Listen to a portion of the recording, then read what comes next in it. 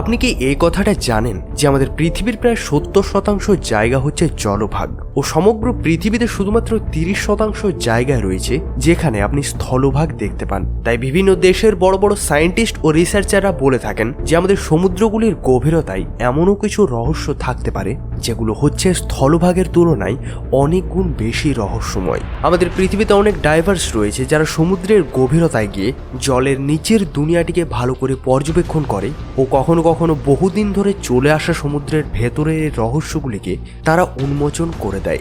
রহস্য জগতের আজকের ভিডিওতে আপনাদের বলতে চলেছি সমুদ্রের গভীরতায় পাওয়া গেছে এমন কিছু অদ্ভুত জিনিসের ব্যাপারে যেগুলিকে দেখার সৌভাগ্য খুব কম মানুষেরই হয়। হতে পারে তাদের মধ্যে আপনিও একজন। রহস্য জগতের ভিডিওগুলি যদি আপনাদের ভালো লেগে থাকে তাহলে চাইলে আপনারা সাবস্ক্রাইব করতে পারেন, কারণ আমি এসব ভিডিও বানাই আপনাদের জন্যই। তাহলে চলুন শুরু করা যাক আজকের ভিডিও।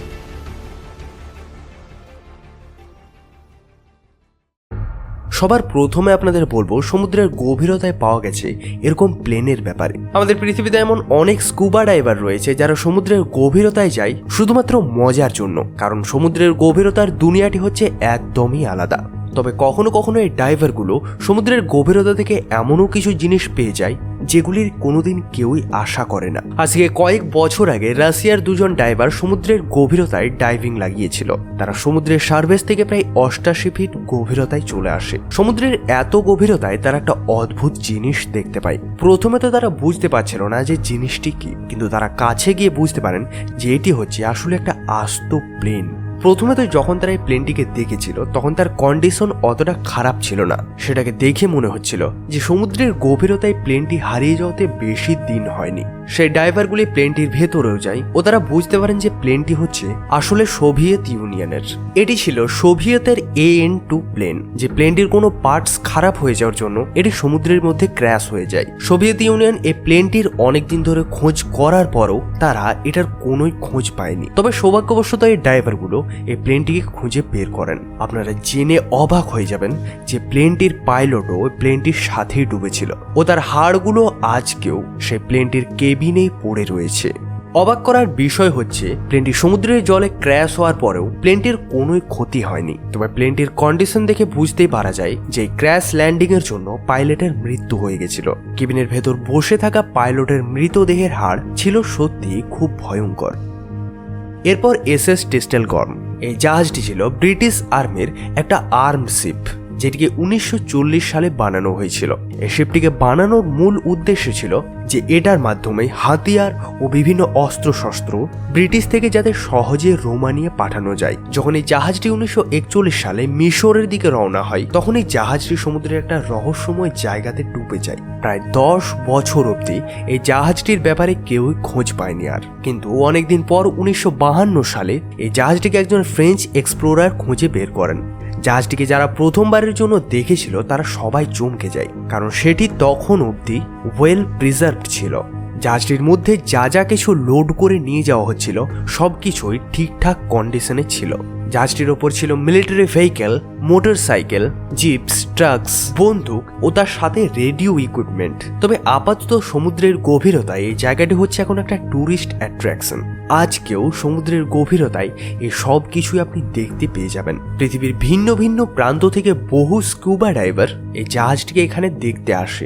এমনকি ন্যাশনাল জিওগ্রাফিক চ্যানেল এই ফেমাস শিপটির ওপর একটা ডকুমেন্টারিও বানিয়েছে। এরপর সমুদ্রের গভীরতায় পাওয়া গেল এলিয়েন। আপনাদের জানিয়ে রাখবো এলিয়েন হচ্ছে মানব সভ্যতার জন্য এমন একটা জিনিস যেটির সমাধান আজকে কেউই করতে পারেনি। পৃথিবীর বড় বড় বিজ্ঞানীরাও আজকেও কনফিউজ আছে যে আমাদের ব্রহ্মাণ্ডে কি এলিয়েন রয়েছে। সিনেমায় আমরা যেসব এলিয়েনগুলোকে দেখি সেগুলিকে দেখে মনে হয় পুরোপুরি সত্যি। তবে কি হবে যে সমুদ্রের গভীরতায় যদি কেউ সুইমিং করতে যায় এবং কেউ যদি সেখানে একটা এলিয়েন দেখতে পায় তাহলে কি হবে? রাশিয়া একজন ব্যক্তি ও তার কয়েক বন্ধু যখন স্কুবা ডাইভিং করতে গেছিল তখন সমুদ্রের গভীরতায় তারা এমন একটা ক্রিয়েচার দেখতে পান যেটা পুরোপুরি একটা এলিয়েনের মতো দেখতে লাগছিল। এই ক্রিয়েচারটিকে দেখে তো প্রথমে সবাই চমকে যায় ও কেউই এটার সামনে যাওয়ার সাহস পাচ্ছিল না। তবে অনেক সাহস জগিয়ে একজন যখন এটার কাছে যান তখন বুঝতে পারেন এটা হচ্ছে একটা স্কাল্পচার। আসলে এই ক্রিয়েচারটি ছিল 1979 সালে আসা দ্য এলিয়েন নামক একটা মুভির। এটার নাম ছিল জেনোমর্ফ। মুভিটির মধ্যে এই ক্যারেক্টারটি একটা এলিয়েনের পার্ট করে। তবে সব থেকে অবাক ব্যাপার, এটা আজ অব্দি কেউ জানতে পারেনি যে স্কাল্পচারটিকে এখানে সমুদ্রের গভীরতায় কে ছেড়ে গেছে। হতে পারে যে আর্টিস্ট এই স্কাল্পচারটিকে বানিয়েছিল সেই এটাকে সমুদ্রের গভীরতায় ছেড়ে চলে গেছে, যাতে অন্যান্য স্কুবা ডাইভারগুলো এটাকে দেখে অবাক হয়ে যায়। আপনাদের জানিয়ে রাখবো এই স্কাল্পচারটির লোকেশনটি হচ্ছে আননোন, তাই পৃথিবীতে খুব কম মানুষই রয়েছে যারা এটাকে স্বচক্ষে দেখেছে। এরপর সমুদ্রের গভীরতায় পাওয়া গেল আস্ত ট্রেন। আমাদের মধ্যে তো সবাই জানি যে ট্রেন হচ্ছে এমনই একটা যানবাহন যেটাকে রাস্তায় চালানো যায় না। তবে আপনাদের যদি বলি একটা ট্রেন পাওয়া গেল সমুদ্রের গভীরতায়, তাহলে আপনারা কি বিশ্বাস করতে পারবেন? শুনে এই কথাটি অবিশ্বাস্য লাগলেও 1949 সালে পল হাইবার নামক একজন স্কুবা ডাইভার নিউ জার্সির কোস্টে যখন স্কুবা ডাইভিং করতে যান, তখন তিনি সমুদ্রের গভীরতায় একটি নয় বরং দুটি আস্ত ট্রেন দেখতে পান। এটি সমুদ্রের ধার থেকে এতটাই দূরে ছিল যে কোনো ট্রেনকেই সমুদ্রের এত গভীরতায় আসা হচ্ছে পুরোপুরি অসম্ভব। তবে যখন রিসার্চাররা এটার ব্যাপারে ভালো করে রিসার্চ করে দেখেন, তখন জানতে পারেন যে এই ট্রেনটি হচ্ছে প্রায় 100 বছর পুরনো। আপনাদের বলে রাখবো, পৃথিবীতে ট্রেন চলাচলের ব্যবস্থা প্রথমবার হয়েছিল 1882 সালে। এ ধরনের ট্রেনগুলি বেশিরভাগ তো জিনিসপত্র নিয়ে যাওয়া আসা করত। তবে এই ট্রেনগুলিকে কে বানালো ও সমুদ্রের গভীরতা এগুলি কি করে এলো তার ব্যাপারে কেউই জানে না। আরও একটা চমকে দেওয়ার মতো বিষয় হচ্ছে এই ট্রেনগুলি তখনকার দিনে তৈরি হতো সেই মডেলের ট্রেনগুলির তুলনায় একেবারেই আলাদা।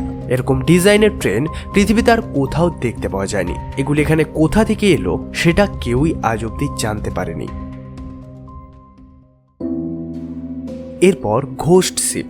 দ্বিতীয় বিশ্বযুদ্ধে আমেরিকান আর্মি সাউথ প্যাসিফিক ওশানের ওপর জাপানি সিপাহীদের ওপর হঠাৎ আক্রমণ করে দেয়। জাপানি আর্মির অনেক শিপস এই হামলার ফলে ডুবে যায়। তবে 1969 সালে একজন ফ্রেঞ্চ এক্সপ্লোরার যার নাম ছিল জেকোস, তিনি জাপানি জাহাজগুলোকে খুঁজে বের করেন যেগুলি সমুদ্রের গভীরতায় ডুবেছিল। ও চমকে দেওয়ার বিষয় হচ্ছে জাহাজটির সাথেও জাহাজটির মধ্যে থাকা সিপাহীগুলোর বডিগুলিও কার্গো হোল্ডের মধ্যেই আটকে ছিল। যখন শিপটির ওপর হামলা হয়েছিল তখন সিপাহীগুলো সেটা থেকে বাঁচার জন্য এই কার্গো হোল্ডে এসে জমা হয়েছিল। ও যখন জাহাজটি ডুবেছিল ও প্রায় 400 জনের মতো সিপাহী এই কার্গো হোল্ডের মধ্যেই ফেঁসে থেকে যায়। এখান থেকে না বেরোতে পারার ফলে তাদের এখানে খুব কষ্টদায়ক মৃত্যু হয়ে যায়। প্রথমবার এই জাহাজগুলিকে যখন ভালো করে খোঁজা হয়েছিল তখন এগুলির ভিউ এতটাই ভয়ঙ্কর ছিল যে কোনো মানুষ এগুলিকে দেখে ভয় পেয়ে যাবে। ডিসকভারির পর জাপানের সরকার এই সিপাহীগুলির ডেড বডিগুলোকে এখান থেকে বের করে ও এখান থেকে নিয়ে গিয়ে জাপানের মাটিতে তাদেরকে কবর দিয়ে দেওয়া হয়। এই জাহাজটি আজকেও সমুদ্রের গভীরতায় পড়ে রয়েছে ও স্কিউবা ডাইভাররা এখানে আসে ও এসে অনেক কিছুই নতুন নতুন জিনিস এক্সপ্লোর করে। অনেক ডাইভার তো আজকেও বলেন যে আজকেও তারা এই শিপটির কাছে যেতে ভয় পান। এরপর আন্ডার ওয়াটার মিউজিয়াম। আপনি আপনার জীবনে কোনোদিন না কোনোদিন মিউজিয়াম তো দেখেইছেন। পৃথিবীতে যত যত মিউজিয়াম রয়েছে সেগুলিতে অনেক দামি দামি জিনিসপত্র থাকে যেগুলি সাধারণ যেমন তেমন জায়গাতে দেখতে পাওয়া যায় না। তবে আপনি কোনোদিন আন্ডার ওয়াটার মিউজিয়ামের ব্যাপারে শুনেছেন? শুনে এটা অবাক লাগলেও পৃথিবীতে এমন একটা মিউজিয়াম রয়েছে যেটিকে সমুদ্রের গভীরতায় বানানো হয়েছে। আসলে যে ভিডিও ক্লিপগুলি আপনি দেখতে পাচ্ছেন এটি হচ্ছে একটা আর্মি মিউজিয়ামের ভিডিও ক্লিপ, যেটি আসলে জর্ডানে অবস্থিত। জর্ডান হচ্ছে একটা আরবীয় দেশ ও সেখানকার সিপাহীরা সমুদ্রের গভীরতায় এই যুদ্ধের ট্যাঙ্কগুলিকে রেখে সেখানেই একটা মিউজিয়াম বানিয়ে সমগ্র পৃথিবীকে চমকে রেখে দিয়েছে। 2019-এ জর্ডান আর্মি সমুদ্রের গভীরতায় যুদ্ধ জাহাজ, ট্যাঙ্কস, হেলিকপ্টার্স ও তার সাথে অনেক কিছু মিলিটারি ভেহিকেল সেখানে রেখে দেয় ও একটা আন্ডার ওয়াটার মিউজিয়াম বানিয়ে দেয়। তবে হ্যাঁ, এই কথাটি ঠিক যে এই মিউজিয়ামে শুধুমাত্র স্কিউবা ডাইভারই যেতে পারবে। যদি সাধারণভাবে দেখা যায় তাহলে জায়গাটা হচ্ছে পুরোপুরি ব্যবহারের অযোগ্য, কেননা সমুদ্রের 52 ফিট গভীরতায় এই মিউজিয়ামটিকে পৃথিবীর কোনো সাধারণ মানুষ দেখতে পাবে না। তবে যাই হোক, এই মিউজিয়ামটি হচ্ছে পৃথিবীর একমাত্র এরকম রেয়ার মিউজিয়াম। এরপর সমুদ্রের গভীরতায় পাওয়া গেল মোটরসাইকেল। আপনি যে এই ভিডিওটিকে দেখতে পাচ্ছেন এটাকে একজন স্কিউবা ডাইভার তার গোপ্রো ক্যামেরাতে রেকর্ড করেন। এই ডাইভারটি সমুদ্রের ধার থেকে প্রায় 72 ফিট দূরে ছিল ও সে 30 ফিট গভীরতায় ছিল। যখন তিনি সেখানে ছিলেন তখন সমুদ্রটিকে ভালোভাবে পর্যবেক্ষণ করতে করতে তিনি একটা মোটরসাইকেল খুঁজে পান। আপনাদের জানিয়ে রাখবে মোটরসাইকেলটি ছিল অনেক পুরনো, কারণ এই ধরনের প্যাসেঞ্জার সিট বাইকে অনেক বছর আগে ব্যবহার করা হতো। ভাববার বিষয় হচ্ছে যে এই বাইকটি সমুদ্রের গভীরতায় এলো কি করে। অবশ্য যাই হোক, এই মোটর বাইকটি আজকেও ওয়েল প্রিজার্ভ ছিল। এছাড়াও এই ড্রাইভারগুলো এখানে আরোই অনেক অদ্ভুত জিনিস খুঁজে পান, যেগুলোর মধ্যে এরকম একটা আনইউজুয়াল মেটাল বল, যেটি ছিল অনেক অদ্ভুত, যা একটি লম্বা চেনের সাথে বাঁধা ছিল। পরে যখন সেই ড্রাইভারটি খোঁজ করেন তখন তিনি জানতে পারেন এটি ছিল একটা ডিপ সি মাইনিং রিগ। তবে এই জায়গাটির দূর দূর অব্দি কোথাও মাইনিং এর চিহ্ন ছিল না। এই মোটর বাইক ও মাইনিং ইকুইপমেন্টটি এখানে কি করে এলো সেটা কেউই আজ অব্দি জানতে পারেনি। অবশ্য যাই হোক, সমুদ্রের গভীরতায় পাওয়া গেছে এটি ছিল একটা অদ্ভুত জিনিস। এরপর সমুদ্রের গভীরতায় পাওয়া গেল একটা ট্যাঙ্ক।